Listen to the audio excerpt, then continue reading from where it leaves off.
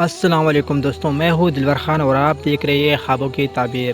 دوستوں، جیسے کہ آپ لوگوں کو پتہ ہے کہ میں ہر ویڈیو میں آپ لوگوں کے لیے ایک خواب کا تعبیر لے آتا ہوں، تو آج بھی میں نے آپ لوگوں کے لیے ایک خواب کا تعبیر لے آیا ہے۔ دوستوں، خواب جو ہوتا ہے نا، وہ ایک اشارہ ہوتا ہے آنے والی حالات کے متعلق، تاکہ انسان اس کے مطابق اپنے آپ کو تیار کرے اور اپنے وقت سے باخبر رہے۔ دوستوں، اگر آپ کوئی بھی خواب دیکھو گے تو آپ اس خواب کے بارے میں کسی کو مت بتانا۔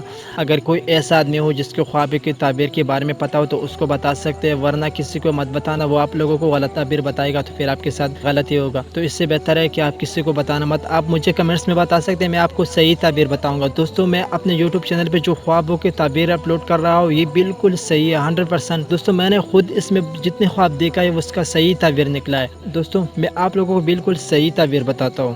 دوستو، آج جو میں نے آپ لوگوں کے لیے خواب کا تعبیر لے آیا ہے، ابھی میں آپ لوگوں کو خواب کا تعبیر بتاتا ہوں۔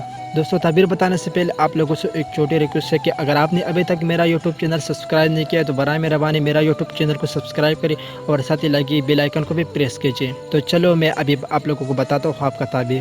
دوستو، اگر آپ خواب میں آسمان سیاہ دیکھو گے، یعنی آپ نے خواب میں ایک کالا آسمان دیکھ لیا، تو اس کا تعبیر ہے پریشانی بڑھ جائے۔ دوستو، اس کا تعبیر ایسے ہے کہ تم کو پریشانی آ جائے گی، یعنی تم پریشانی میں مبتلا ہو جاؤ گے۔ دوستو، اگر آپ ایسا خواب دیکھو گے تو آپ نے ایسا کرنا ہے کہ 3 بار اعوذ باللہ من الشیطان الرجیم پڑھنا ہے اور پھر لیفٹ سائڈ کو تھوکنا ہے۔ ایسے کہ ایک بار اعوذ باللہ من الشیطان الرجیم پڑھو اور پھر لیفٹ سائڈ کو تھوکو، اور ایسا 3 بار کرو، تو پھر آپ پر اس خواب کا برا اثر نہیں ہوگا۔ اور آپ کسی کو تھوڑا صدقہ بھی دیجیے تاکہ تم پر برا اثر نہیں ہوگی۔ امید کرتا ہوں دوستو آپ لوگوں کو ویڈیو پسند آئی ہوگی۔ اگر ویڈیو پسند آیا ہے تو ویڈیو کو لائک کرے، کمنٹس پہ کرے اور اپنے دوستوں کے ساتھ بھی شیئر کرے۔